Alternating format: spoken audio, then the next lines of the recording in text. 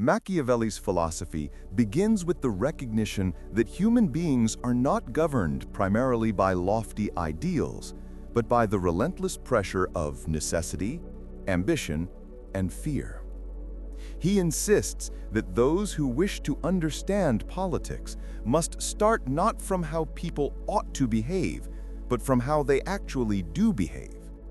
This separation between the world of ideals and the world of reality is the foundation of his political thought.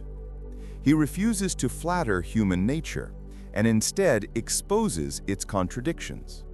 Men desire security, wealth, and glory, yet they are fickle, greedy, and easily swayed.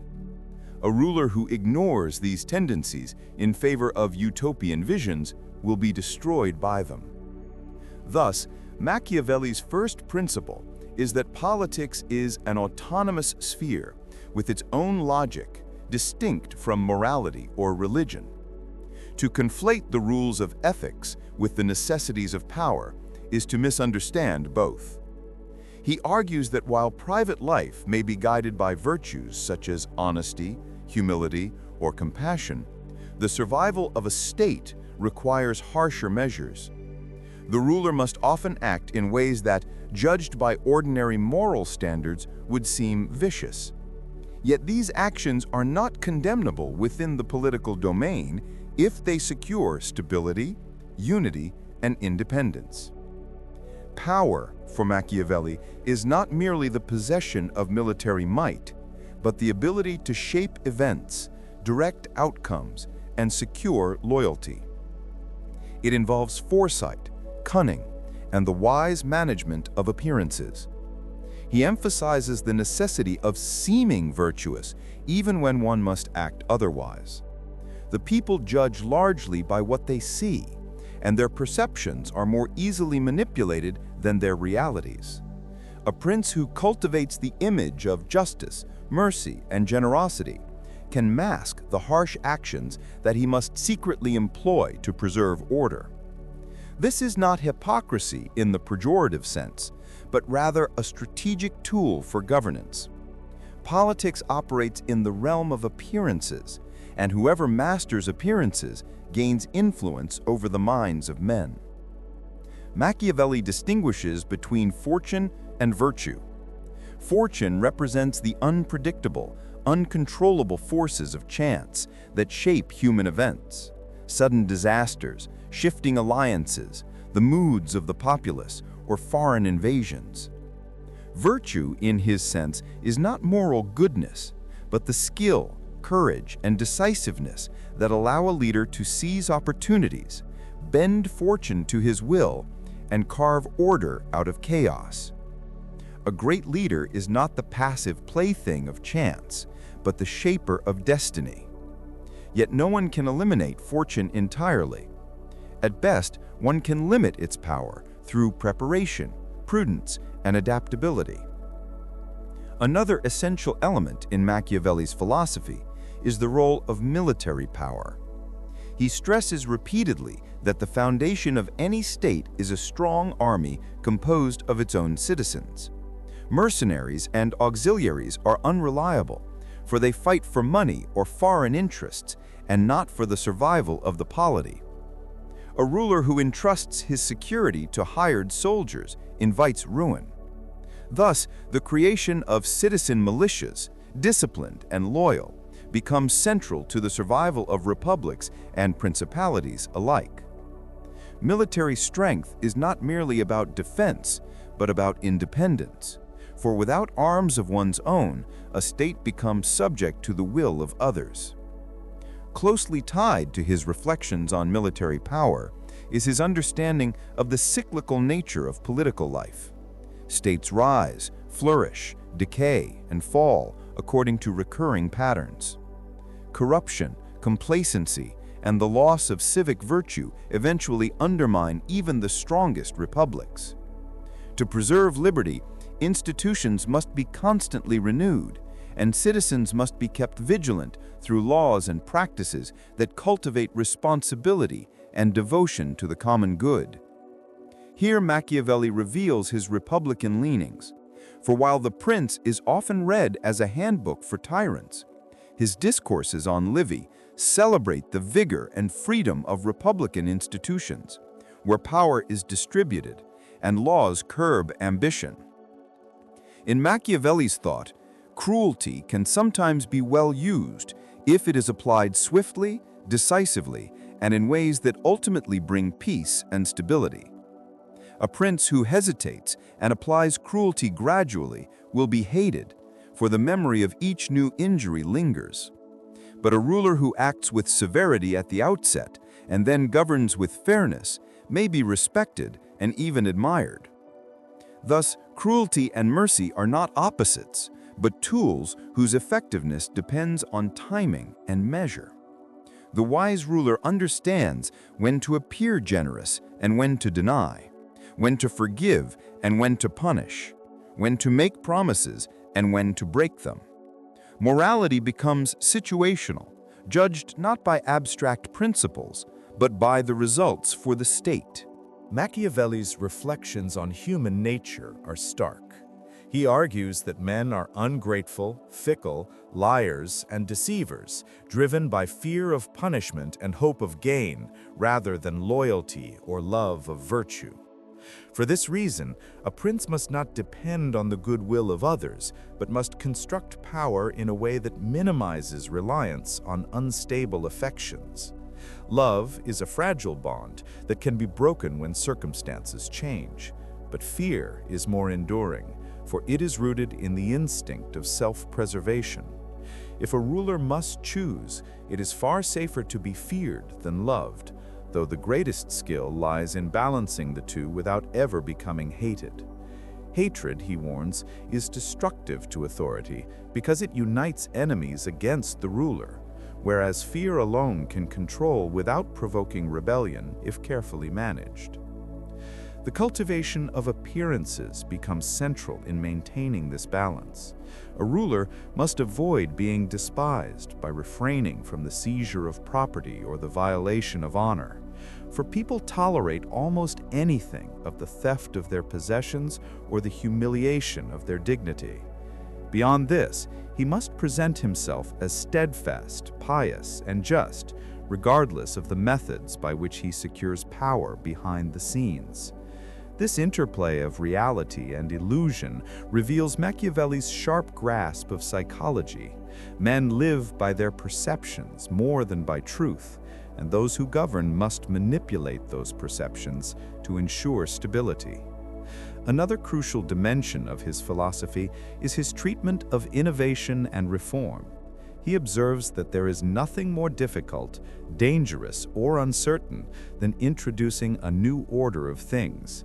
The innovator faces the hostility of those who have benefited from the old order, and only lukewarm support from those who stand to gain from the new. For men do not believe in change until they experience its benefits firsthand. Therefore, a ruler or founder who seeks to renew a state must be armed and decisive, for without force, the reformer is likely to be destroyed before his project takes root. Machiavelli thus underscores the necessity of strength in times of transition and the futility of reform without power to enforce it. His admiration for Roman history underlines much of his thought. In the Discourses, he analyzes how Rome preserved liberty for centuries by maintaining a balance between the aristocracy and the common people, using conflict as a source of renewal rather than weakness. Unlike thinkers who feared disorder, Machiavelli sees certain forms of struggle as productive, for they prevent complacency and keep institutions responsive to the people's needs. A republic, in his eyes, thrives when it allows space for competing ambitions, channeling them through laws and offices that serve the common good. Suppressing all conflict in the name of harmony only breeds hidden corruption that eventually erupts more violently. Machiavelli's concept of virtue, though radically different from classical or Christian ideals, remains central to his philosophy. For him, virtue means energy, decisiveness, adaptability, and the capacity to shape fortune rather than be crushed by it. Leaders who lack virtue drift helplessly with the currents of chance, but those with virtue act boldly, anticipating threats and seizing opportunities. Fortune, he says, is like a river that floods unpredictably, devastating lands unprepared for its force. Yet men can build dikes and dams to channel its waters. So too with political life. While no one can eliminate chance, foresight and preparation allow leaders to harness fortune's power to their advantage. Religion, for Machiavelli, is another tool of governance. He acknowledges its capacity to instill discipline, unity, and moral restraint among citizens, making them more willing to obey laws and sacrifice for the common good. Rome, he argues, owed much of its greatness to its religious institutions, which maintained civic virtue and respect for authority. Yet he strips religion of transcendent or spiritual significance, treating it instead as an instrument of politics. Once religion ceases to support civic life, corruption spreads and liberty decays. For this reason, Machiavelli views religion with pragmatic respect rather than devout reverence. Its value lies in its social effects, not in metaphysical truth. The darker elements of his thought culminate in his acceptance of deceit as a legitimate instrument of rule. He argues that a prince must learn how not to be good and must use this knowledge when circumstances demand it. Promises may be broken if keeping them would harm the state, for no ruler can afford to be bound by morality when survival is at stake. Since men themselves are deceitful, rulers who deal honestly with them risk being destroyed by their treachery. Therefore, it is wise to master the art of deception, employing cunning like a fox to recognize traps, and strength like a lion to frighten enemies. The combination of force and fraud, symbolized by these two animals, captures Machiavelli's vision of effective leadership. All of these insights converge on his ultimate concern: the preservation of political order in a world marked by instability and conflict. For Machiavelli, there is no higher good than the survival and strength of the state, for without it, all other goods, security, prosperity, culture, collapse. A weak or divided state invites foreign domination, civil war, and chaos, conditions far worse than the temporary harshness of a strong ruler. Thus, his philosophy defends severity not as an end in itself, but as a means to prevent greater evils. He asks his readers to judge politics by its outcomes rather than by intentions, to measure rulers by their ability to secure order, not by their conformity to conventional morality. Machiavelli's treatment of liberty deserves close attention, for it shows the subtlety of his political vision beyond the stereotype of cold authoritarianism. He does not equate liberty with the absence of government or with unrestrained individual freedom. Instead, liberty arises when citizens live under laws and institutions that preserve their security, restrain the ambitions of the powerful, and allow space for civic participation. In a republic, liberty thrives because no single faction dominates absolutely, and power is checked through the interplay of magistrates, assemblies, and traditions. When one group seeks to monopolize authority, liberty decays into tyranny. Thus, the health of a free state depends on constant vigilance, legal balance, and the willingness of citizens to defend the common order. At the same time, Machiavelli recognizes that liberty is fragile. Corruption erodes it by turning citizens inward toward private gain, making them indifferent to public duties. Luxury, idleness, and dependence on others sap the energy of the people, leaving them easy prey for ambitious men who seek power. Once corruption sets in, only radical renewal can restore freedom. He compares this renewal to returning a republic to its first principles, reviving the austere virtues and harsh disciplines that originally gave it strength. Such renewal is often violent, for the entrenched interests that benefit from corruption resist change. Yet without renewal, decline becomes irreversible. In this way, Machiavelli links liberty not to comfort or peace, but to struggle, conflict, and sacrifice. A recurring theme in his thought is the necessity of conflict. He rejects the idea that harmony is always desirable, arguing instead that the clash between social classes can be productive, if regulated by laws. The tension between nobles who desire to dominate and the people who desire not to be dominated produced Rome's greatness, for it gave rise to institutions like the tribunes of the plebes, which protected the common good while restraining elite ambition. Far from being a defect, such struggles nourished liberty. By contrast, societies that eliminate all visible conflict often conceal deeper corruption, which eventually bursts forth in destructive ways. Thus, Machiavelli praises managed conflict as the lifeblood of free republics. Another striking feature of his philosophy is the way he grounds political analysis in history.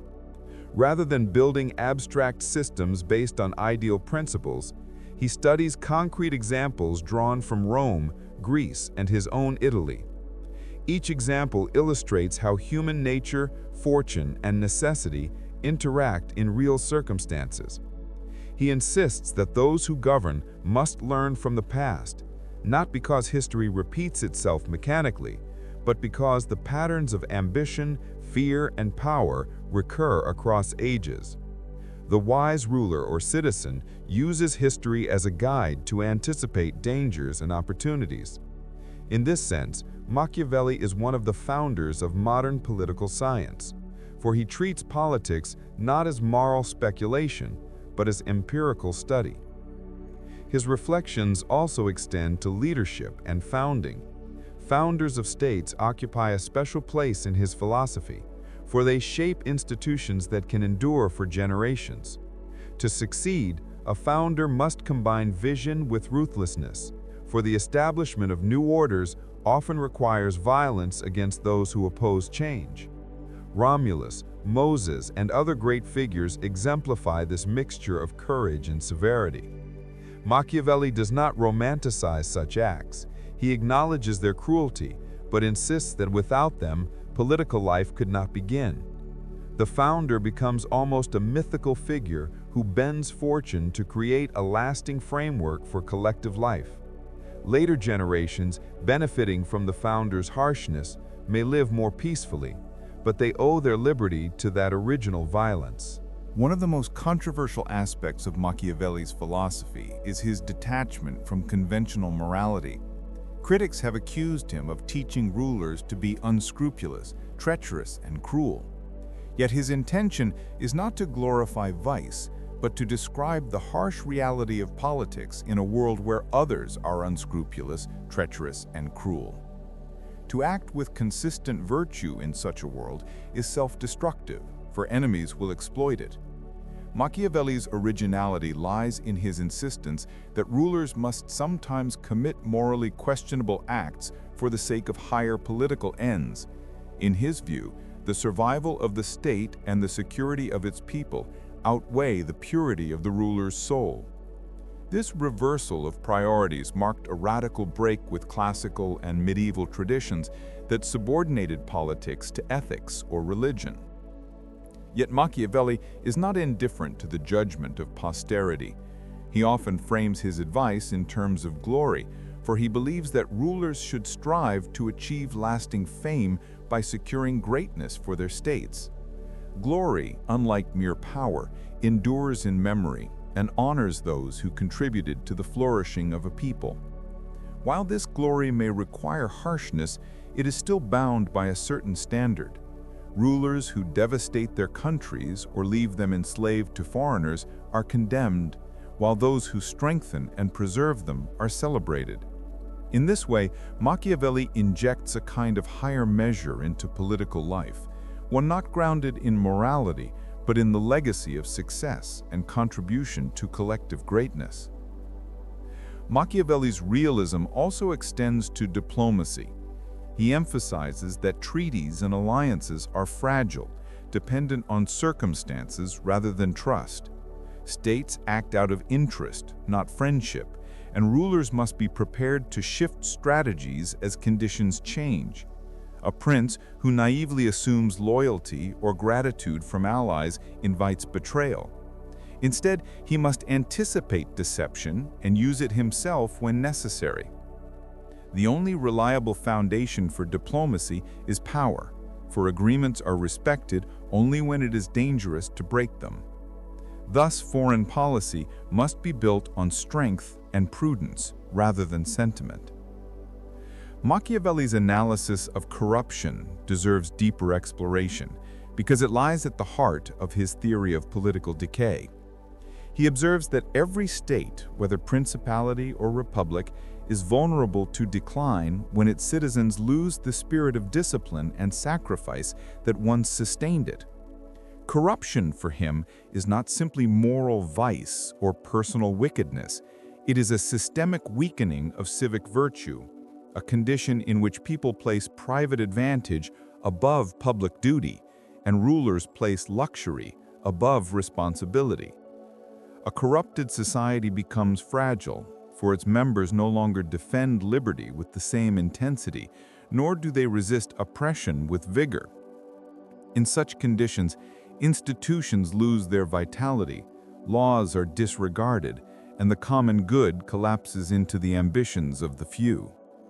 The tragedy of corruption is that it rarely announces itself suddenly, but creeps gradually, concealed beneath prosperity and peace until it is too late to reverse without severe shocks. The remedy, Machiavelli insists, is renewal through strong leadership and decisive reform. Renewal requires a return to first principles, which often means recalling the simplicity, austerity, and military discipline of earlier times. Rome, for example, repeatedly renewed itself by restoring its civic religion, strengthening its military, and curbing the excesses of wealth. When such measures are delayed, only violent upheaval can cleanse the corruption, and even then, recovery is uncertain. For this reason, Machiavelli warns that rulers must act early to prevent corruption from spreading, for once a people becomes accustomed to decadence and dependency, liberty is nearly impossible to revive. The tension between necessity and morality reaches its sharpest point in Machiavelli's reflections on cruelty and virtue. He famously argues that cruelty, if well used, can serve the stability of a state, provided it is concentrated in a single stroke and followed by measures that benefit the people. By contrast, cruelty that is prolonged or applied erratically breeds hatred and disorder. This distinction between well-used cruelty and ill-used cruelty captures his pragmatic outlook. Actions are judged not by their conformity to moral codes, but by their long-term effects on political order. He acknowledges that such judgments are difficult, for rulers often act in conditions of uncertainty, but he insists that hesitation is more dangerous than decisive, if harsh, action. Fortune remains a central concept in his philosophy. He portrays fortune as a force that governs half of human affairs, leaving the other half subject to human control. While fortune is capricious and often destructive, men can resist its blows by preparing in advance, adapting to change, and acting boldly.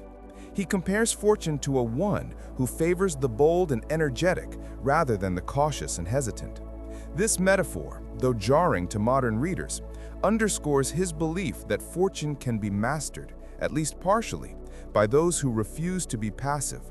Great leaders distinguish themselves by their ability to adapt their methods to the changing demands of time and circumstance. Those who cling rigidly to one style of rule, no matter how successful it once was, are eventually destroyed when conditions change. Machiavelli's reflections also extend to the founding and preservation of armies. He argues that arms and laws are the twin foundations of any state, and of these, arms come first. Without a strong army, laws cannot be enforced. Without laws, armies become dangerous instruments of tyranny. He advocates citizen militias over mercenary forces. For citizens fight to defend their own freedom and families, while mercenaries fight only for pay and are prone to desertion or betrayal. Italy's weakness in his time, he insists, stemmed largely from reliance on mercenaries, who failed to defend it from foreign powers. A self-reliant people with their own arms preserve both liberty and independence. In his Republican writings, Machiavelli develops a theory of mixed government, drawing on Roman history. He sees stability in the balance between monarchy, aristocracy, and popular rule, for each element checks the excesses of the others. A republic that combines these elements can endure far longer than one dominated by a single class. The key is to institutionalize conflict so that ambition is channeled into competition for honors and offices rather than into civil war. The Roman Republic achieved this by allowing the plebeians to demand rights while ensuring that the Senate retained authority. Far from undermining the state, this balance of tension strengthened it. Machiavelli's insight here departs from thinkers who equate conflict with weakness. For him, managed conflict is the engine of political vitality. Religion, too, is treated as a political instrument rather than as divine truth. Machiavelli praises religion's ability to instill obedience, courage, and unity among citizens. He credits Roman religion with sustaining civic virtue and ensuring discipline in the military. Yet he is ruthless in his pragmatism. Once religion ceases to serve the political good, it becomes a sign of decay. He laments the corruption of the church in his own time, which, instead of strengthening Italy, weakened and divided it. For him, religion is valuable only insofar as it supports civic life. Beyond that, its metaphysical claims are irrelevant to politics. This secularization of religion shocked his contemporaries, for it detached faith from eternal salvation and reduced it to a tool of governance. Finally, Machiavelli confronts the question of ends and means. His philosophy insists that rulers must be judged not by their personal morality, but by their effectiveness in securing the state. Harsh means may be justified if they prevent anarchy, civil war, or foreign conquest. He does not celebrate cruelty for its own sake, but views it as sometimes necessary. The survival of the state becomes the ultimate criterion, for without the state, there is no security, no culture, no prosperity, and no possibility of moral life. In this way, his philosophy shifts the axis of judgment from personal virtue to political necessity, a move that continues to provoke debate centuries later. One of the most distinctive features of Machiavelli's philosophy is his insistence on adaptability. He warns that those who cling to a single way of ruling or a single strategy of action are doomed when circumstances change. Human affairs are unstable, and fortune shifts without warning. A man who is bold in one era may succeed when boldness is required, yet fail when caution becomes necessary. Conversely, a cautious man may prosper in times of danger, but falter when opportunities demand audacity. The greatest rulers, therefore, are those who can alter their conduct with the times, abandoning old habits and inventing new methods as necessity dictates. Constancy in principle, he argues, is less important than flexibility in practice. This readiness to change course, to shed one's skin like a serpent, marks the difference between mediocrity and greatness in political life. This emphasis on adaptability also shapes his reflections on leadership styles. Some leaders govern through generosity and leniency, others through discipline and fear. Neither style is inherently superior. Each has its moment of usefulness, depending on the temper of the people and the threats facing the state. A wise ruler must not only read the circumstances, but also anticipate how they are likely to evolve. He must sense when indulgence breeds weakness or when severity risks rebellion, and shift accordingly. The art of rule lies in navigating these shifting currents, steering between extremes, and always keeping the preservation of the state in view. Rigid devotion to one mode of governing, whether mild or harsh, invites ruin. Machiavelli also develops a philosophy of civic virtue that, though stark, reveals his underlying commitment to the common good. He insists that liberty is preserved only when citizens are willing to sacrifice personal gain for the health of the republic. Civic virtue means vigilance, discipline, and readiness to defend the community. Without it, laws become empty, and freedom degenerates into license. The greatest danger to liberty is not tyranny alone, but the apathy of citizens who prefer comfort to responsibility. Once the people surrender their duties, ambitious men seize power, and the republic falls. Thus, Machiavelli advocates constant exercise of civic virtue through military service, public debate, and strict laws that bind both rich and poor to the same discipline. The relationship between rulers and the people occupies much of his thought. While he acknowledges the fickleness of the masses, he also insists that the people, when properly organized, are more reliable than the elites. The elites seek domination and are prone to ambition, while the people seek only not to be oppressed. In this sense, the people can serve as a more stable foundation for liberty than the nobility. A ruler who aligns himself with the people, granting them institutions to express their grievances, is less likely to be overthrown than one who relies solely on the favor of the powerful.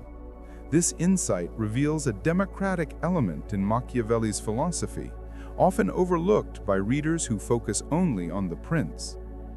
Another crucial element in his work is the notion of necessity. For Machiavelli, necessity is the ultimate teacher of politics.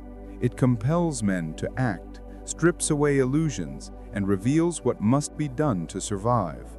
While men may prefer to live in comfort, history shows that hardship often produces greatness, for it forces individuals and states to exercise their strength. Prosperity, by contrast, breeds complacency and decline. Thus, he often praises harsh circumstances for the virtues they call forth. Necessity teaches discipline to soldiers, frugality to citizens, and cunning to rulers. To ignore necessity is to be crushed by it. Those who see clearly what necessity demands and act accordingly rise above fortune. Those who hesitate or cling to ideals are destroyed. Machiavelli also analyzes the delicate problem of conspiracies. He notes that while conspiracies are often attempted, they rarely succeed, for they demand secrecy among many participants and are easily betrayed. The fear of discovery deters many, and the risk of failure outweighs the hope of success. For this reason, rulers need not live in constant terror of plots, provided they do not make themselves hated. Hatred is the true breeding ground of conspiracies, for men are more willing to risk everything when oppressed or dishonored.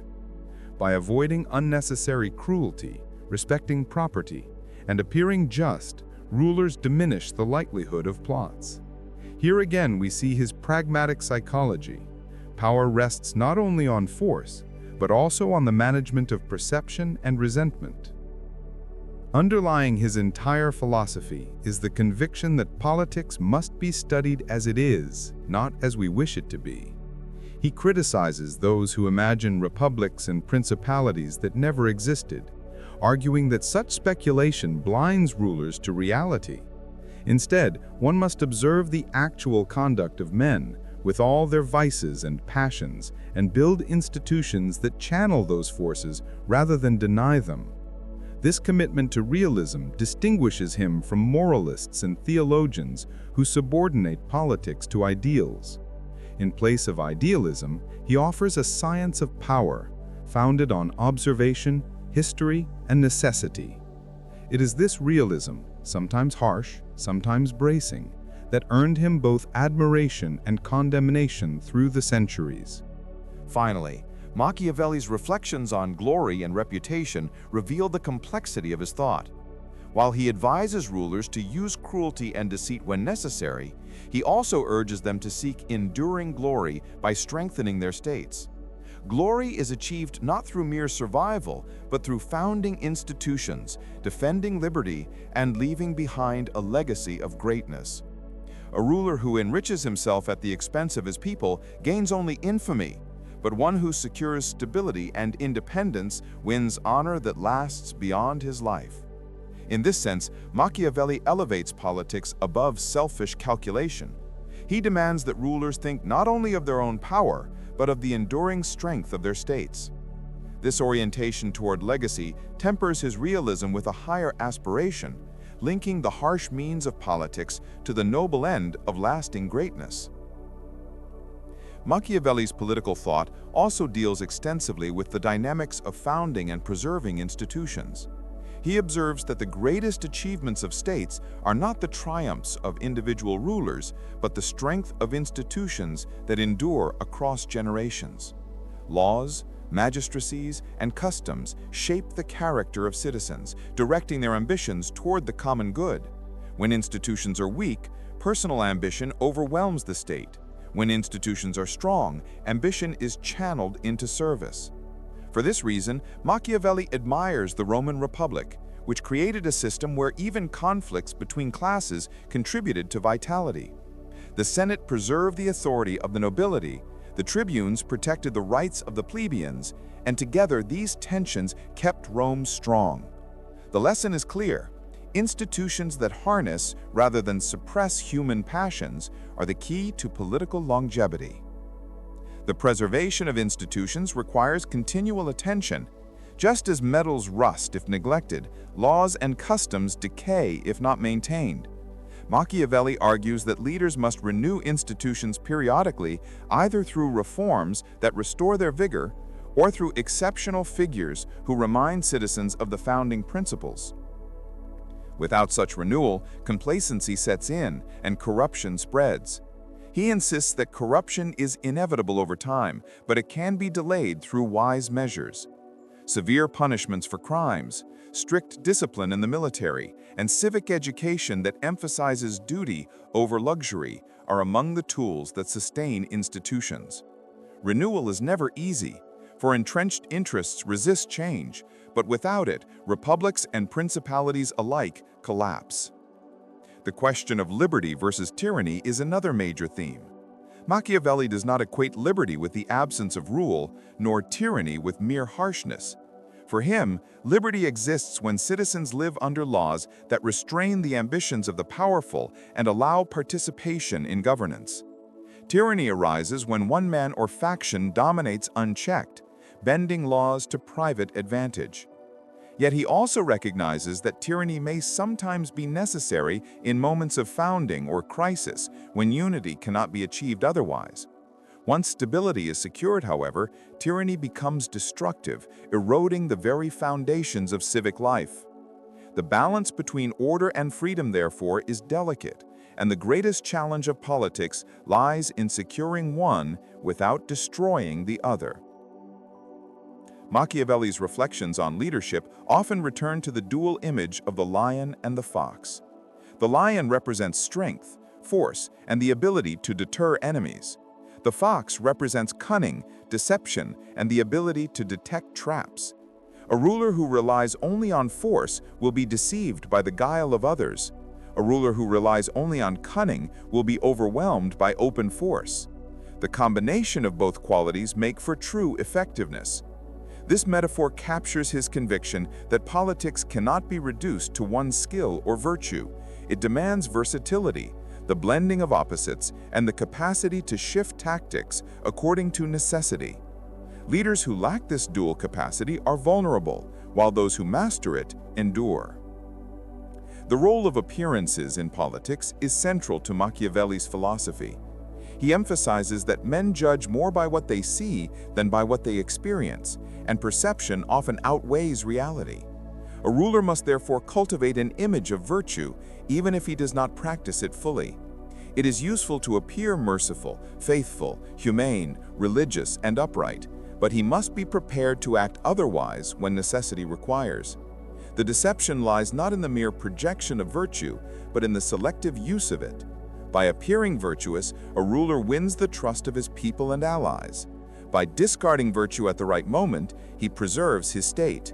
The mastery of appearances thus becomes an art as essential as the mastery of arms. Machiavelli's thoughts on expansion and conquest also reveal his pragmatic outlook. He warns that newly acquired territories are difficult to govern, especially if they differ in language, customs, or laws. To maintain control, a ruler may need to reside there personally, establish colonies, or weaken local elites. Harsh measures at the beginning often secure stability later, while leniency risks endless rebellion. At the same time, he advises rulers to avoid excessive exploitation, for resentment among conquered peoples breeds resistance. The art of conquest lies in balancing severity with integration, eliminating threats while building structures that bind new territories to the ruler's state. Here again, necessity and foresight determine success. Perhaps most provocative is Machiavelli's claim that rulers must learn how not to be good. He does not mean that they must always be evil, but that they must not be bound by conventional morality when circumstances demand otherwise. To insist on honesty when deception saves the state, or on mercy when severity prevents chaos, is to court disaster. Morality, in his philosophy, is relative to political necessity. This does not mean that all actions are permissible. Rather, they are judged by their outcomes for the stability and strength of the state. A harsh act that secures unity may be virtuous in the political sense, while a gentle act that leads to ruin may be vicious. By redefining virtue in terms of effectiveness, Machiavelli shifts the ground of political philosophy away from abstract ideals toward practical results. Finally, Machiavelli's reflections on history and human behavior offer a sobering perspective. He insists that human nature is constant. Men are ambitious, fearful, envious, and self-interested across all ages. For this reason, patterns of political life repeat themselves. Republics rise and fall, rulers succeed and fail, because the same passions recur. History becomes a teacher not because events are identical, but because the underlying drives remain unchanged. Those who ignore history are doomed to stumble blindly into old errors, while those who study it gain foresight. His reliance on history as a guide makes him one of the first modern thinkers to treat politics as a science rooted in empirical observation rather than moral speculation. Machiavelli devotes significant attention to the psychology of fear and love in politics. His famous dictum that it is better to be feared than loved if one cannot be both is often misunderstood. He does not celebrate cruelty for its own sake. Rather, he observes that human affections are fickle, while fear of punishment is more constant. Love depends on bonds of gratitude and goodwill, which dissolve when self-interest shifts. Fear, by contrast, endures so long as authority maintains the power to enforce consequences. Yet he cautions that fear must not turn into hatred. A ruler who inspires hatred invites conspiracies, assassination, and revolt. The art lies in maintaining fear without cruelty, so excessive that it turns the populace into enemies. The wise ruler punishes swiftly and decisively, but refrains from unnecessary violence. The question of conspiracies occupies a crucial place in his thought. He notes that conspiracies are among the greatest threats to rulers, and yet they are extremely difficult to execute successfully. They require secrecy, coordination, and courage, but any breach brings ruin to the conspirators. At the same time, widespread discontent makes conspiracies more likely. Thus, the best defense against plots is not endless suspicion, but the goodwill of the people. A secure ruler in popular support is rarely endangered by conspiracies, for the people themselves will not harbor or assist them. Conversely, a hated ruler cannot ever feel safe, for conspiracies arise constantly, and even his guards may betray him. Here again, Machiavelli highlights the importance of balancing fear with respect and trust. His reflections on fortune versus virtue remain among the most profound aspects of his philosophy. Fortune represents chance, the unpredictable forces of life that no human can control. Virtue, in his redefined sense, represents the strength, skill, and adaptability of human action. He compares fortune to a flooding river, destructive when unrestrained, but manageable when prepared for with dams and channels. The wise ruler anticipates fortune's floods by preparing in advance, exercising foresight, and maintaining flexibility. Yet fortune cannot be eliminated entirely. It is always half of human affairs. The other half belongs to virtue, the capacity to seize opportunities and impose will upon events.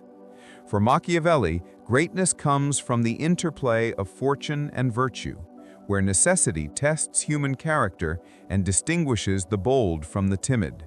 Machiavelli's admiration for boldness reflects his belief that fortune favors the daring. In moments of crisis, hesitation is fatal. Decisive action, even if imperfect, often succeeds.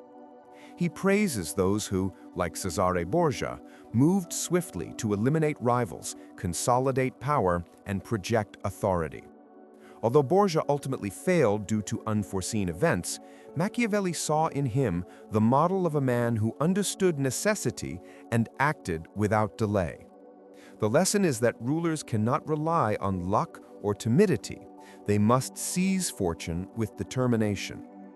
Boldness, however, must be guided by prudence.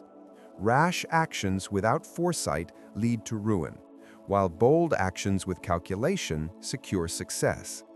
The balance of audacity and wisdom defines true leadership.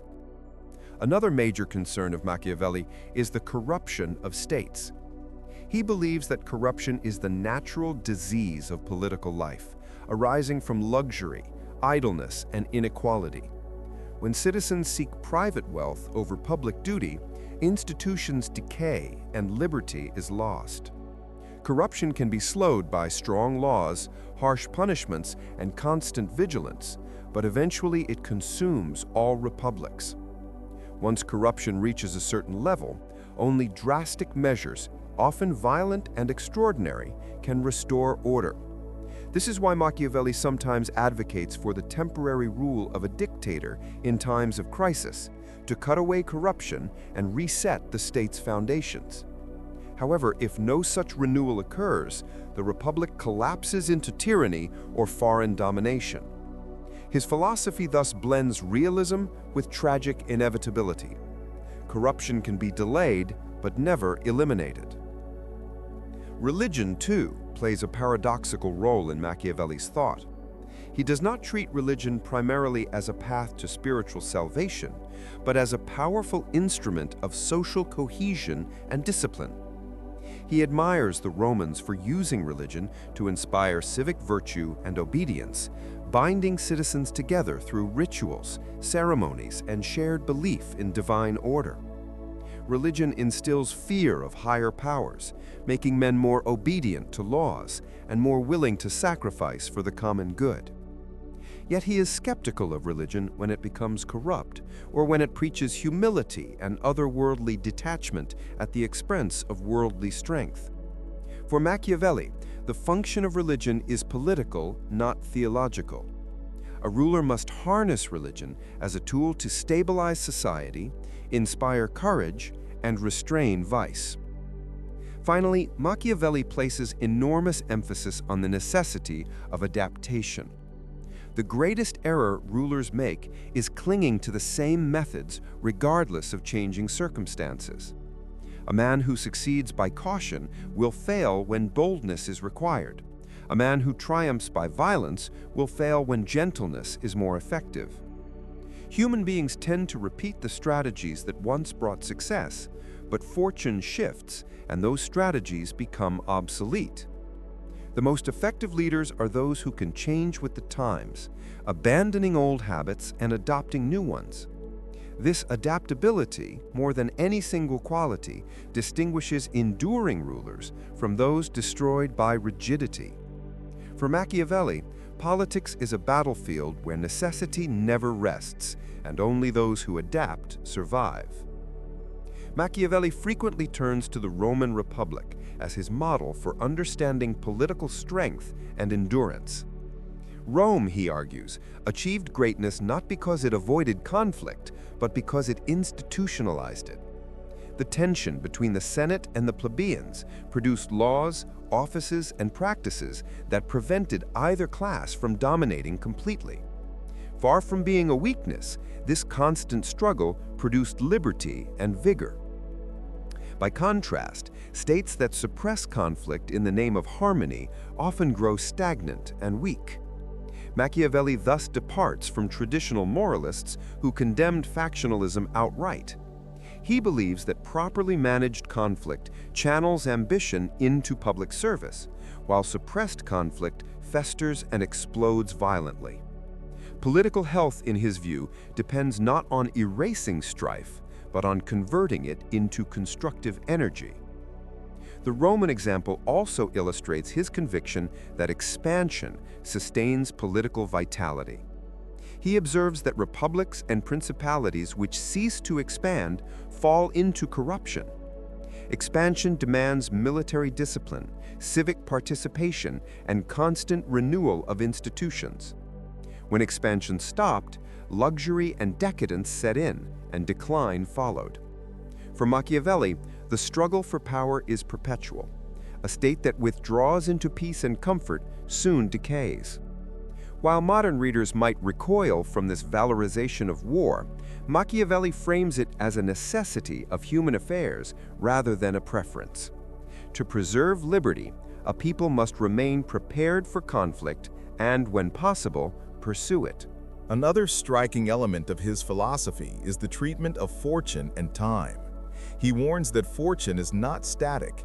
It shifts like the seasons, favoring different qualities at different moments.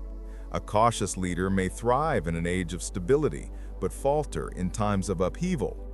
A bold leader may succeed during crises, but destroy himself when calm is restored. Thus, no single style guarantees permanent success. The wise man perceives the character of his times and adjusts accordingly. This insight underscores Machiavelli's insistence on adaptability. It also reflects his tragic sense of politics. Many rulers fail not because they lack talent, but because they cannot change when the world changes. Fortune punishes rigidity more than weakness. Machiavelli also explores the dynamics of fear among citizens themselves. He recognizes that just as rulers govern through fear and respect, citizens regulate one another through reputation and honor. In republics, the fear of shame and the desire for glory motivate men to act courageously and virtuously. Laws that preserve equality enhance this dynamic, for when no man can rise above the law, each strives to achieve distinction through service. Corruption begins when citizens lose this fear of dishonor, when wealth or influence shields them from accountability. At that point, ambition no longer serves the common good, but becomes predatory. The preservation of civic virtue, therefore, depends on maintaining public standards of honor and shame, enforced by both laws and social customs. Education is another subtle but vital theme. Machiavelli argues that states must cultivate citizens prepared for sacrifice and service, not indulgence and luxury. He praises Rome for raising its youth in military exercises and public duties, ensuring that every citizen was both soldier and participant in governance. By contrast, states that leave education to chance or allow private wealth to shape it produce selfish citizens who weaken the republic. For Machiavelli, education is not merely about knowledge, but about forming character. It trains citizens to endure hardship, obey laws, and prefer liberty over personal gain. Without such education, no laws or institutions can endure, for the character of citizens determines the fate of the state. In dealing with foreign affairs, Machiavelli maintains his relentless realism. Alliances, he insists, are fragile, bound only by interest. A state should not trust in treaties or goodwill, but in its own arms and prudence. Allies may be useful, but they turn against one another the moment fortune shifts. The wise ruler calculates alliances not by promises, but by necessity, always prepared for betrayal. This does not mean rejecting diplomacy, but it means treating diplomacy as another battlefield, where deception and foresight are as crucial as in war. A ruler who relies too heavily on allies is at their mercy.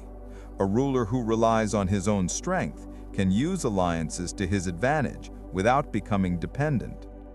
Religion, as previously noted, is valuable for cohesion, but Machiavelli also emphasizes its usefulness for inspiring courage. Soldiers who believe they fight under divine favor fight more bravely. Citizens who think the gods favor their laws respect them more. Leaders who present themselves as pious gain legitimacy.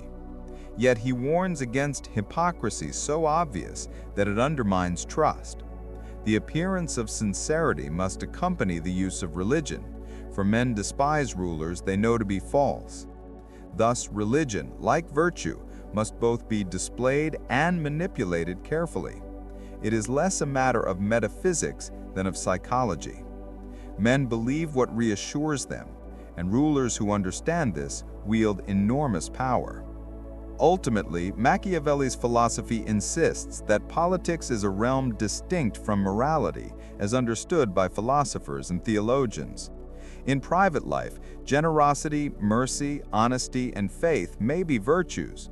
In public life, they may destroy states if applied without regard to necessity. The ruler cannot afford to be simply good in the conventional sense. He must be effective, which may require him to be cruel, deceptive, or harsh. Yet effectiveness is not mere self-interest. It is judged by the stability and strength of the political community. For Machiavelli, the highest measure of virtue is not personal salvation, but the preservation of the state. The ruler who fails at this, however virtuous in private morality, is politically vicious. This radical separation of ethics and politics marks his enduring legacy. One of the most challenging and provocative elements in Machiavelli's thought is his treatment of cruelty. He distinguishes between cruelty well used and cruelty badly used. Cruelty well used occurs when harsh measures are taken at the outset to secure stability and prevent future disorder. Such cruelty, though severe, is limited and followed by benefits that create peace and unity. Cruelty badly used, by contrast, is continuous, escalating, and driven by fear or greed. It breeds hatred, weakens loyalty, and eventually undermines the ruler's position. This distinction illustrates Machiavelli's pragmatic morality. The ethical value of an act is measured by its consequences for political order, not by its conformity to abstract principles. A ruler willing to act decisively at the right moment can prevent far greater suffering later. Machiavelli applies this principle to punishment and justice. He warns against rulers who delay punishment, allowing crimes to accumulate and resentment to spread. Swift, decisive justice terrifies potential offenders and reassures citizens that order is secure. Delayed or hesitant justice, by contrast, emboldens wrongdoers and makes punishment appear arbitrary. At the same time, he stresses that punishments must appear just, not merely tyrannical. A ruler who punishes excessively without cause breeds hatred, which is more dangerous than disorder itself. Thus, the art of ruling lies in balancing severity with restraint, making citizens fear the law but not despise the ruler. The management of wealth also plays a role in Machiavelli's philosophy. He warns rulers against excessive taxation and confiscation of property, for nothing creates hatred more quickly than the loss of wealth. Citizens will tolerate restrictions on freedom or even occasional cruelty, but they revolt when their property is threatened. For this reason, Machiavelli advises rulers to avoid touching the property and women of their subjects, for these strike at the deepest detachments of human beings. If resources are needed, he suggests conquest or careful financial management rather than squeezing the citizenry. A ruler who impoverishes his people gains nothing, for their misery weakens the state and invites rebellion. Military glory remains central to Machiavelli's conception of political greatness. He praises rulers who lead armies in person, sharing hardship with their soldiers and displaying courage on the battlefield. Such rulers inspire loyalty and admiration, while those who hide behind others lose respect. Yet he insists that glory does not come only from victory. It also comes from discipline, order, and justice within the army. A well-led army reflects the virtue of its ruler. Conversely, a corrupt army signals a corrupt state. Military excellence is therefore both a cause and a symptom of political health. Without it, no state can survive. With it, even small states can rise to greatness. The relationship between princes and republics plays another layer of complexity in his philosophy. While the prince focuses on individual rulers, the Discourses expresses his preference for republics as the strongest and most enduring form of government. Republics harness the energy of the people, distribute power more widely, and renew themselves through institutions. Princes may achieve glory, but their states depend on the character of one man. Republics, by contrast, build systems that outlast individuals. Yet Machiavelli acknowledges that republics require a certain cultural foundation. Citizens must be disciplined, patriotic, and willing to sacrifice for the common good.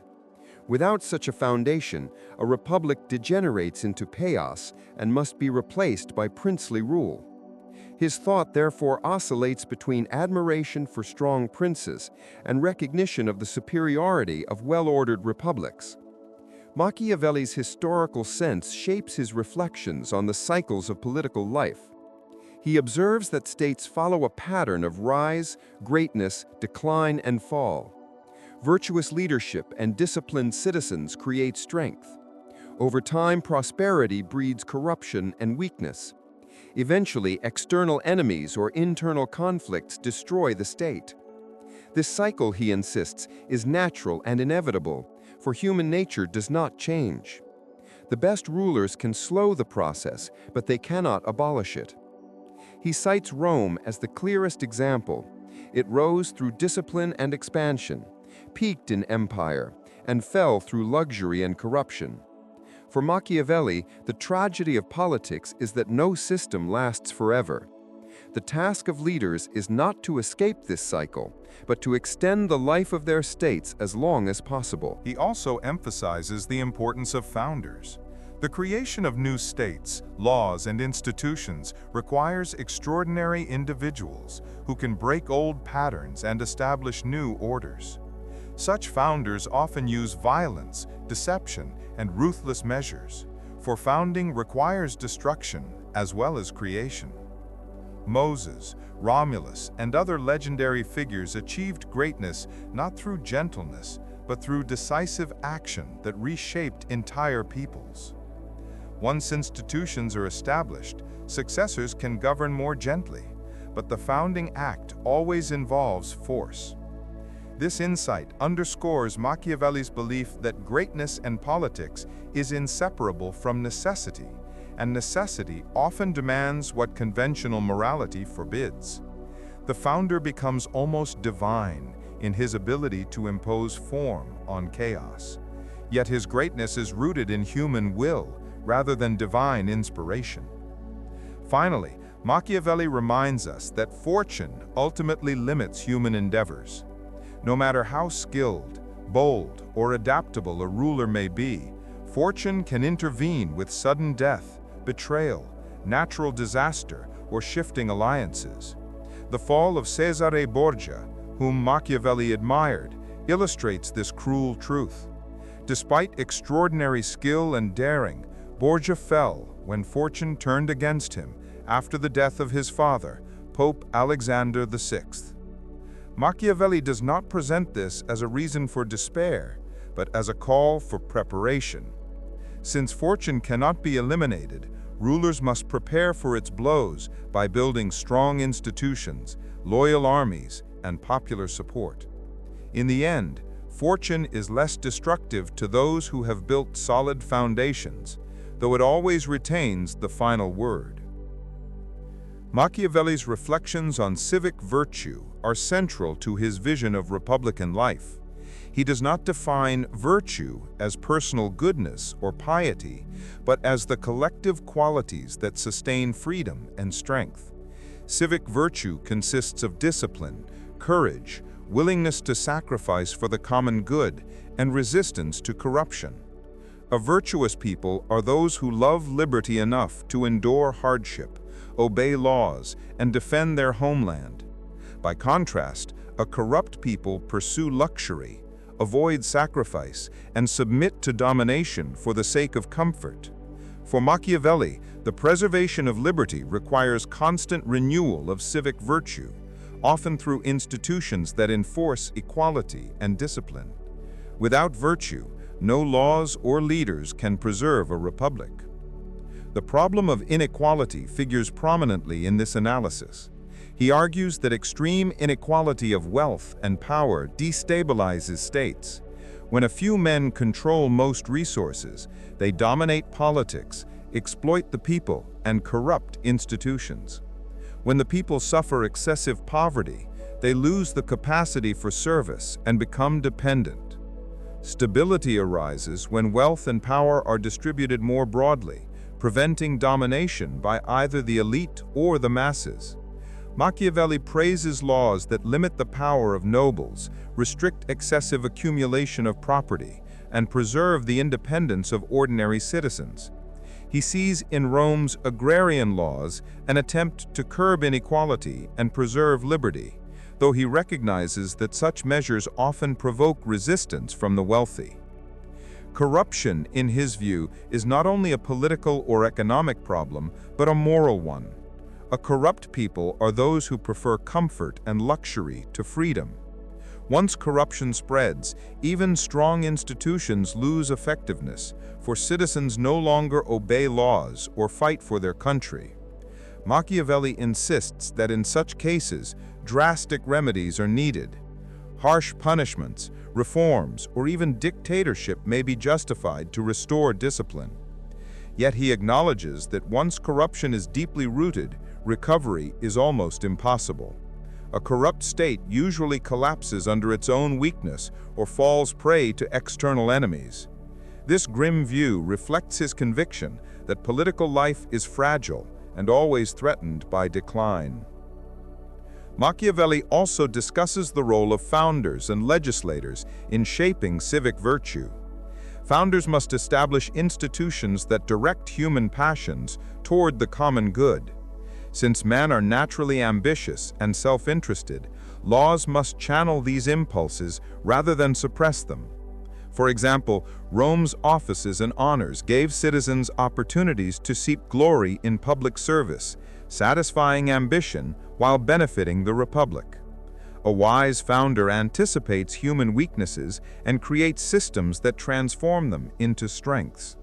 Without such foresight, institutions collapse, for no appeal to morality alone can restrain ambition. Politics, in this sense, is the art of organizing human passions rather than eliminating them. The role of war continues to occupy a central place in his thought. He regards war as an unavoidable element of political life. States that seek to avoid war at all costs usually invite it under worse conditions. For Machiavelli, peace is maintained not by treaties, but by military readiness. He insists that free peoples must be trained for war, for dependence on mercenaries or allies leads to slavery. At the same time, he warns against unnecessary wars, which exhaust citizens and breed resentment.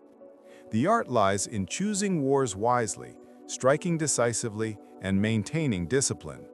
War, like politics, must be guided by necessity and prudence rather than impulse. In considering leadership within republics, Machiavelli stresses the importance of balancing institutions. A single ruler may act decisively, but his will must be checked by laws and councils to prevent tyranny. Popular assemblies express the will of the many, but they must be restrained by procedures to avoid chaos. Magistrates must have authority, yet they must be accountable to prevent abuse. The strength of a republic lies in this balance, where no faction can dominate entirely. Conflict is inevitable, but institutions ensure it remains productive. When balance fails, either tyranny or anarchy follows. Thus, Machiavelli's political vision is neither purely aristocratic nor purely democratic, but mixed, blending elements of both.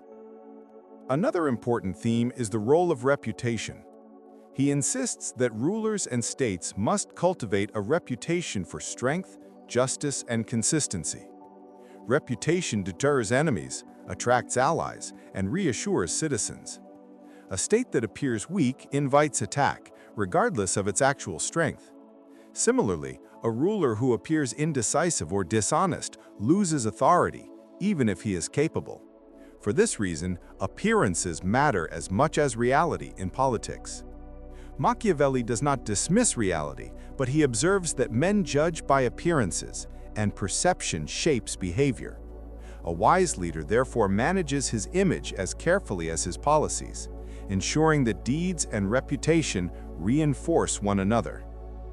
Finally, Machiavelli addresses the question of necessity. He insists that necessity governs politics more than ideals. Leaders must act according to circumstances, not abstract theories. What is virtuous in one situation may be destructive in another. Mercy may preserve a state in times of stability, but destroy it in times of disorder. Cruelty may be intolerable in peace, but necessary in crisis. The ruler who understands necessity sees beyond conventional morality to the deeper logic of survival. For Machiavelli, this insight is the essence of political wisdom. It demands courage, adaptability, and the willingness to accept responsibility for harsh choices. Leaders who lack this understanding cling to ideals until reality crushes them. Leaders who possess it steer their states through fortune's storms. Machiavelli devotes considerable attention to the nature of ambition. He observes that ambition is inseparable from human nature. Men seek advancement, glory, and wealth as naturally as they breathe. Attempts to suppress ambition entirely are futile, for it reappears in new forms. The wise lawgiver does not fight ambition directly, but channels it toward public benefit. In Rome, ambition for offices, triumphs, and honors drove citizens to excel in war and governance. In corrupt states, however, ambition manifests as greed, flattery, and betrayal, undermining unity. Thus, the challenge of politics is not to eliminate ambition, but to discipline it through institutions that reward service and punish selfishness. Closely tied to ambition is the pursuit of glory. Machiavelli recognizes glory as one of the most powerful human motivators, particularly for rulers and leaders. He praises those who seek glory through the foundation of states, the defense of liberty, and the enactment of just laws. Such glory is lasting, remembered by history, and beneficial to the community. By contrast, those who pursue glory through cruelty, extravagance, or vanity achieve only infamy.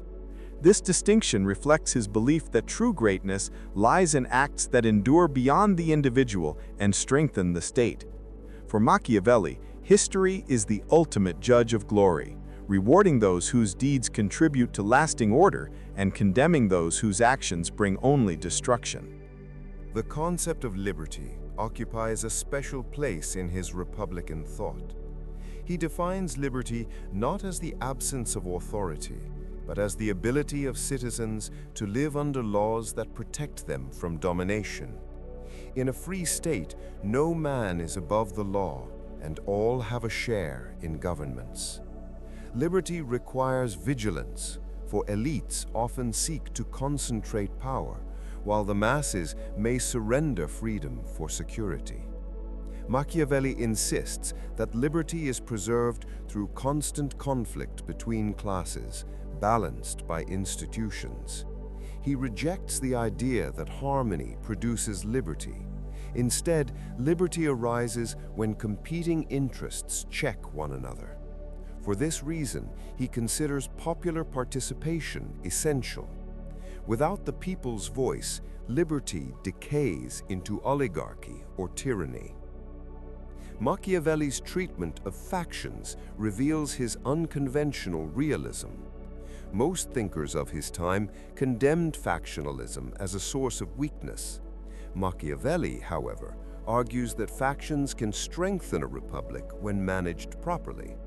The conflict between Senate and plebeians in Rome, though often bitter, produced laws and institutions that expanded liberty. Factions, by demanding representation, forced compromises that benefited the whole community. Yet he warns that factions become destructive when not channeled through lawful institutions. Unregulated factionalism leads to violence, civil war, and the collapse of order. Thus, the problem is not faction itself, but whether institutions exist to transform conflict into constructive outcomes. The question of leadership in republics also leads him to consider the role of extraordinary individuals. While institutions form the backbone of political life, there are moments when only a strong leader can save the state. During crises, laws may be suspended and a dictator appointed with temporary powers. Machiavelli defends this practice, arguing that extraordinary measures are sometimes necessary to preserve ordinary order. However, he cautions that such power must be temporary and clearly defined. If extraordinary authority becomes permanent, it transforms into tyranny. Here, his thought reveals the delicate balance between law and necessity. Institutions preserve liberty, but exceptional leaders preserve institutions in times of danger. Machiavelli's view of human nature remains consistent throughout his works. He sees men as ungrateful, fickle, deceitful, and self-interested, yet also capable of greatness when properly guided. This dual view underlies his entire philosophy. Left unchecked, human nature produces corruption and disorder. Disciplined by laws, institutions, and necessity, it produces glory and liberty. He does not expect men to be angels, nor does he despair of their vices. Instead, he insists that political order arises from recognizing human nature as it is and designing systems that channel it. Idealists who imagine men as naturally good create fragile states. Realists who accept men as they are create enduring ones. In foreign affairs, Machiavelli again emphasizes prudence and strength. He warns that neutrality in conflicts between powerful neighbors is often dangerous. A neutral state may be despised by both sides, while one that chooses an ally at least gains gratitude if its side wins. He urges rulers to take clear positions, for indecision invites contempt. Yet he also insists that wars must be fought with preparation, not impulse. A state that rushes into war without resources or allies risks ruin. The art of diplomacy, therefore, is to choose conflicts wisely, preparing thoroughly and acting decisively when necessity demands. Caution without cowardice, boldness without rashness, this is his ideal. Machiavelli devotes a significant part of his reflection to the subject of corruption. Corruption, for him, is not merely the moral weakness of individuals, but the decay of institutions and civic spirit within a state. When citizens place private interest above public duty, when offices are bought rather than earned, and when laws are applied selectively, the foundations of liberty erode. He observes that corruption spreads slowly, like a disease, until it becomes impossible to reverse without drastic measures. At that point, only extraordinary violence or foreign conquest can restore order. This bleak analysis underscores his conviction that maintaining a republic requires constant vigilance and periodic renewal of its institutions. He also considers religion's role in public life. Unlike many of his contemporaries who approached religion from a purely theological perspective, Machiavelli evaluates it as a political instrument. He admires the Romans for cultivating a civic religion that inspired obedience, unity, and courage. Religious rituals, omens, and ceremonies reinforced authority and gave citizens a sense of higher purpose. By contrast, he criticizes Christianity, at least as it was practiced in his time, for encouraging humility and withdrawal from worldly affairs. Such teachings, he argues, weaken the martial spirit necessary for defending liberty. Yet he does not reject religion outright. Instead, he insists that rulers should promote forms of religion that strengthen civic virtue, foster discipline, and unite the community. Machiavelli also highlights the importance of appearances. He is acutely aware that perception often outweighs reality in politics. A ruler who appears generous, merciful, or pious may enjoy more stability than one who actually embodies those qualities but fails to project them. For this reason, he advises leaders to master the art of seeming. Appearances must be carefully cultivated, even if they conceal harsh necessities. Yet he warns that appearances alone cannot sustain power forever. Eventually, reality asserts itself. Therefore, a wise ruler balances substance and image, ensuring that appearances mask necessity but do not contradict it so completely that exposure brings ruin. His understanding of cruelty and clemency reflects this balance. He argues that cruelty, when applied swiftly and decisively, can serve the public good by deterring disorder. A ruler who eliminates threats in one stroke often appears cruel at first, but is later judged merciful, since citizens enjoy peace thereafter. On the other hand, a ruler who prolongs cruelty through repeated punishments breeds resentment and hatred. Similarly, excessive clemency invites chaos, as subjects take advantage of leniency. The challenge is to apply cruelty with precision, guided by necessity, and to temper it with clemency once order is secured.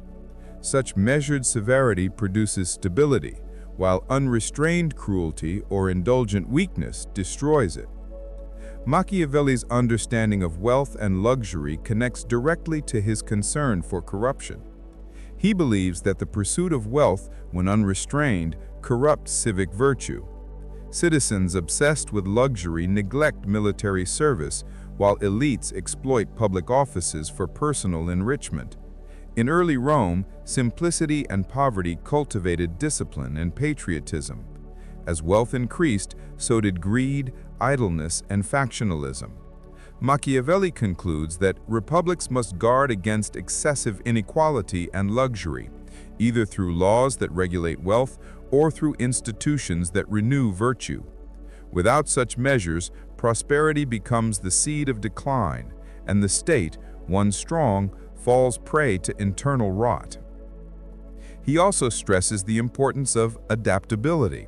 Circumstances change, and strategies that once succeeded may later fail. He criticizes leaders who cling to old methods regardless of new conditions. For instance, a ruler accustomed to winning through caution may falter when boldness is required, while one used to boldness may perish when patience is wiser. Fortune favors those who adjust their conduct to the times. Adaptability, then, is not mere opportunism, but the ability to perceive necessity in changing contexts. This insight reveals his deeper philosophy. Success belongs to those who conform their actions to the demands of reality, not to rigid rules or inherited habits. The concept of the corrupt city plays a crucial role in his republican theory. He distinguishes between founding a new republic and reforming a corrupt one. A new republic can be shaped according to first principles, but a corrupt city resists reform because citizens benefit from the very vices that destroy liberty. In such cases, reform requires either a single powerful founder with authority to impose new laws or catastrophic events that shock citizens into renewal. Without these, attempts at reform collapse and corruption deepens. This analysis shows Machiavelli's realism. He recognizes that not all political problems have peaceful or gradual solutions. Some require force, even at the cost of liberty, to preserve the possibility of future liberty.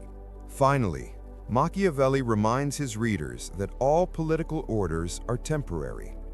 No state, however well-founded, lasts forever. Fortune, corruption, and time erode even the strongest institutions. The task of the lawgiver or prince is not to achieve immortality, but to prolong stability as much as possible. He rejects utopian visions of eternal harmony, instead focusing on how states rise, stabilize, decline, and fall. The wisest rulers are those who recognize this cycle and act to extend the life of their state, even knowing that eventual decay is inevitable. In this sense, his philosophy is not about abolishing fate, but about wrestling with it, prolonging order against the relentless forces of change. Machiavelli often returns to the question of how rulers should relate to their people, for he sees the masses not as passive subjects, but as an active force that can support or destroy a regime. He distinguishes between two fundamental desires: the desire of the people not to be oppressed, and the desire of the elites to dominate. Every state must find a way to balance these competing forces. In monarchies and principalities, the prince must either ally with the people against the elites or ally with the elites against the people. But in republics, institutions can be designed to balance both tendencies and prevent either from overpowering the other. This dynamic of conflict, far from being a weakness, is for Machiavelli the very source of liberty. Without the tension between classes, liberty stagnates and corruption grows unchecked. He admires Rome because it institutionalized conflict rather than attempting to suppress it. The struggle between the plebeians and the patricians produced laws that strengthened the republic. Out of conflict came compromise, new offices, and checks on power. Thus, Machiavelli concludes that tumults, though noisy and disruptive, can have beneficial outcomes. Disorder is not always harmful. Sometimes it is the sign of a living body politic correcting its own imbalances. By contrast, societies that fear conflict and silence dissent eventually fall prey to tyranny, since grievances have no legitimate channel for expression. Liberty depends on structured conflict, not on the false peace of forced unity. At the same time, Machiavelli acknowledges that conflict can turn destructive if left unmanaged. Factionalism, especially when fueled by foreign powers or extreme inequality, can paralyze the state. The challenge is to channel conflict through institutions rather than suppress it entirely. For example, the Roman tribunes gave the plebeians a voice while still binding them to the laws of the Republic. By institutionalizing dissent, the state ensured that grievances did not explode into rebellion. Here again we see his pragmatism. He does not seek harmony in the abstract, but stability through mechanisms that manage human passions. Machiavelli's realism extends to his views on law and justice. He does not see law as the embodiment of eternal principles, but as a human creation designed to serve political purposes. Laws are instruments for maintaining order, securing liberty, and restraining ambition. The best laws are those adapted to the character and needs of the people they govern. He criticizes lawmakers who attempt to impose foreign models blindly without considering local conditions. For example, a republic modeled after Rome cannot be transplanted wholesale into a land without Rome's martial culture or civic traditions. Laws succeed only when they reflect the realities of the society they govern. Therefore, justice is not about abstract fairness, but about preserving the state and promoting the common good.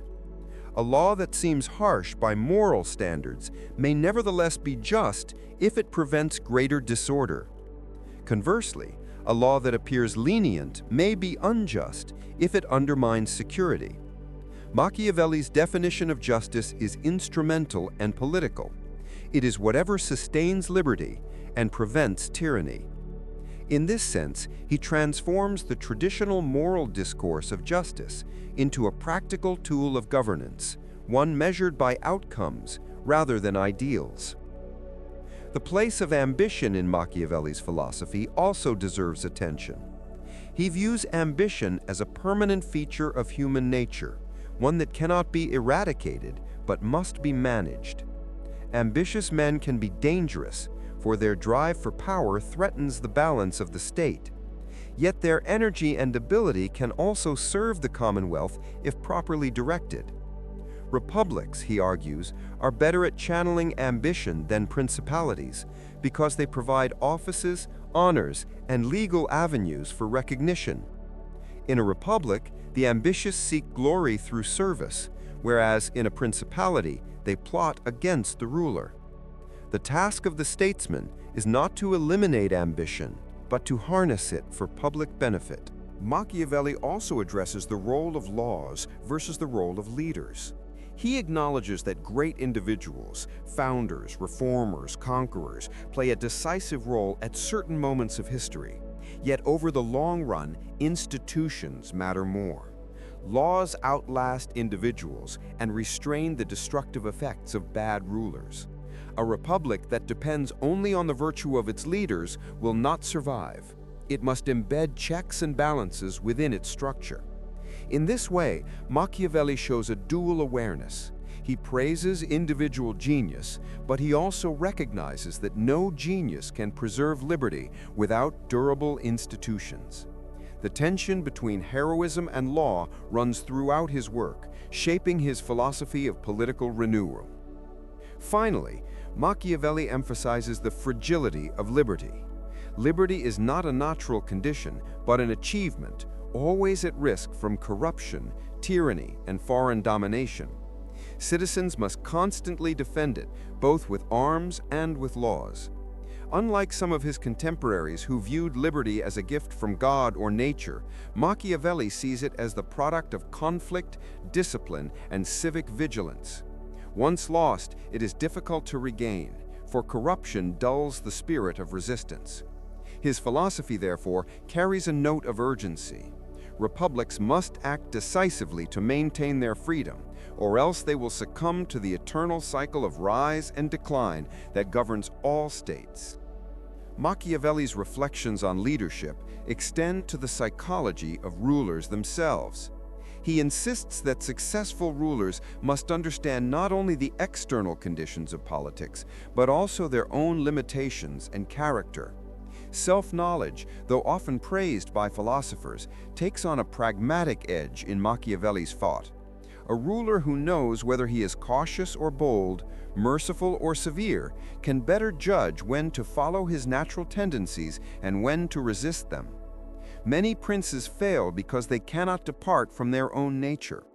A cautious man will remain cautious even when boldness is required, and a bold man will remain rash even when prudence would save him. Thus, adaptability requires not only reading circumstances, but also mastering one's own inclinations. He also places great weight on the relationship between fear and love in politics. Famously, he argues that it is better to be feared than loved if one cannot be both. Yet this statement is often misunderstood. He does not advocate cruelty for its own sake, nor does he deny the usefulness of love. Rather, he points out that love is fragile, depending on gratitude and affection, which are easily broken. Fear, by contrast, is more reliable, since it depends on the dread of punishment, which is constant. However, he warns that a ruler must avoid being hated. Fear without hatred stabilizes power. Hatred undermines it. The ruler therefore must cultivate respect, inspire awe, and enforce obedience, while avoiding unnecessary offenses that breed resentment.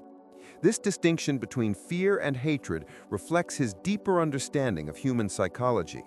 People are willing to endure strict rule if they believe it secures their safety. but they rebel when they feel humiliated, exploited, or dishonored. A ruler who taxes heavily to support luxury or who violates the property and dignity of his subjects creates hatred. By contrast, a ruler who applies punishments fairly and refrains from needless offenses may be feared but not despised. For Machiavelli, this fine line separates tyrants who fall from princes who endure. Machiavelli's philosophy also highlights the power of institutions to shape character. He argues that citizens are not naturally virtuous, but become so through laws, education, and necessity. In a republic where citizens are expected to serve in the army, participate in assemblies, and sacrifice for the common good, people develop courage and discipline. In a corrupt state, where offices are sold, wealth dominates politics, and the military burden falls on mercenaries, citizens grow lazy and selfish. Virtue is not a permanent possession, but a product of environment and institutions. This insight anticipates later theories of civic education and social conditioning. People become what their institutions demand of them. The founding of a state, therefore, is of utmost importance. The founder must establish laws and institutions that cultivate civic virtue and prepare for inevitable corruption. Machiavelli praises Romulus, Lycurgus, and Moses as examples of founders who combined violence and wisdom to impose new orders. He notes, however, that such figures succeed only when circumstances allow. Desperate times create the space for radical change, and the people, weary of chaos, accept harsh measures. Founding thus is a combination of individual virtue and historical necessity. Without both, new states cannot take root. Machiavelli's reflections on conspiracy also reveal his acute sense of political reality. Conspiracies, he notes, are extremely dangerous both to rulers and to conspirators. For conspirators, the risks are immense. Secrecy is difficult, betrayal is common, and failure leads to death. For rulers, conspiracies reveal discontent and weaken authority. The best defense against conspiracy is not surveillance or punishment, but the goodwill of the people. A ruler who has the support of the majority can survive conspiracies, for the conspirators find little sympathy among the populace. Once again, Machiavelli demonstrates his principle that the foundation of power lies in the people's perception and loyalty, not in coercion alone. Finally, Machiavelli insists on the primacy of necessity in politics. He repeats throughout his writings that rulers must act according to necessity, not according to ideals or personal preference. Necessity is the harsh teacher that compels princes to break promises, use cruelty, or wage war. It is not optional, but binding. Those who ignore necessity are destroyed. This does not mean that Machiavelli celebrates immorality. Rather, he exposes the brutal conditions under which politics operates. To govern is to navigate necessity with prudence, to choose the lesser evil, and to preserve the state even at the cost of one's reputation. His philosophy thus rests on a tragic realism. The good ruler is often condemned by moralists, yet without his harsh decisions, no liberty or order would survive. In the end, Machiavelli's philosophy stands as a sober recognition of the forces that govern human affairs: ambition, fear, fortune, corruption, and necessity. Unlike the idealistic traditions of political thought that sought to describe how rulers ought to behave in conformity with moral or religious principles, Machiavelli shifted the focus toward describing how rulers must behave if they wish to survive and succeed. This shift was revolutionary because it created a new intellectual space where politics could be studied as a practical science rather than as a branch of theology or ethics. His realism, often condemned as cynicism, was in truth a demand for clarity. One cannot navigate the turbulent seas of power with illusions as one's compass.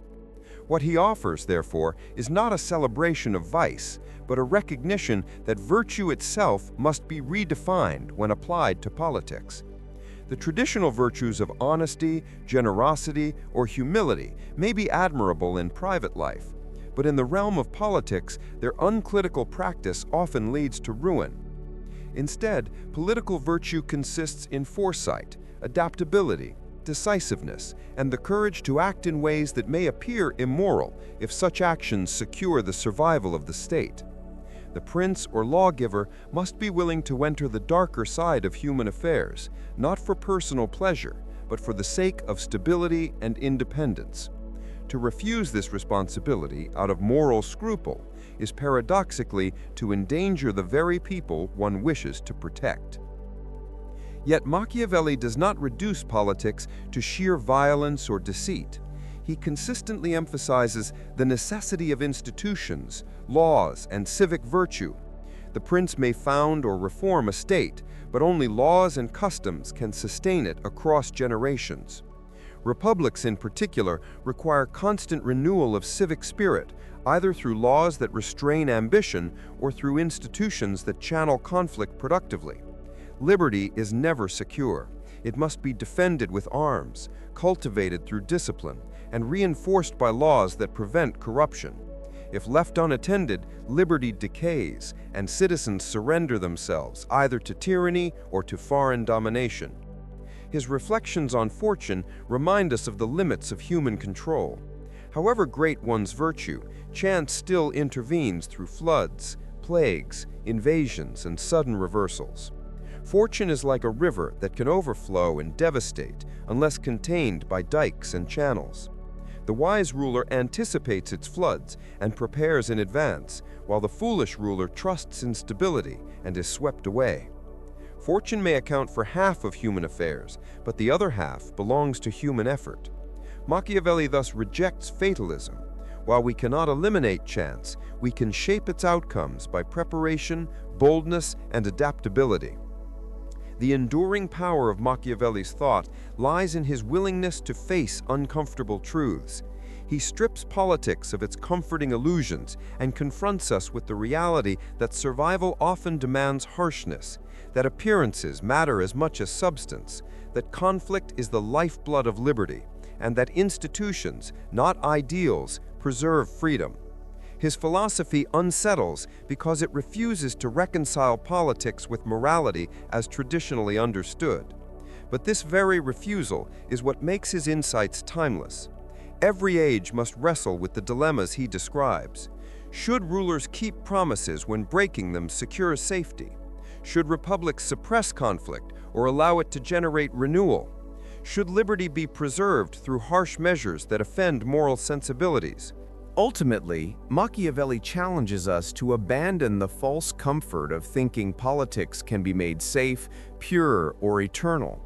States rise and fall, rulers come and go, fortune shifts, corruption spreads, and liberty must be fought for again and again.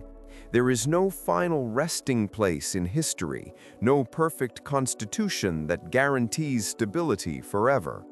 What exists is the ceaseless struggle to prolong order, defend freedom, and adapt to changing times. In this struggle, rulers and citizens alike must cultivate the hard virtues of realism, discipline, and adaptability, even if they appear harsh or unappealing. Machiavelli leaves us, then, with neither despair nor optimism, but with a call to seriousness. Politics is not the realm of ideals, but of necessity, not the pursuit of perfection, but the management of imperfection. Those who understand this may preserve liberty longer, build stronger institutions, and resist the worst blows of fortune. Those who ignore it, clinging to illusions of eternal harmony or moral purity, will be destroyed by the very realities they refused to see. His philosophy remains relevant not because it offers comfort, but because it demands courage, the courage to see the world as it is and still to act with determination in shaping it.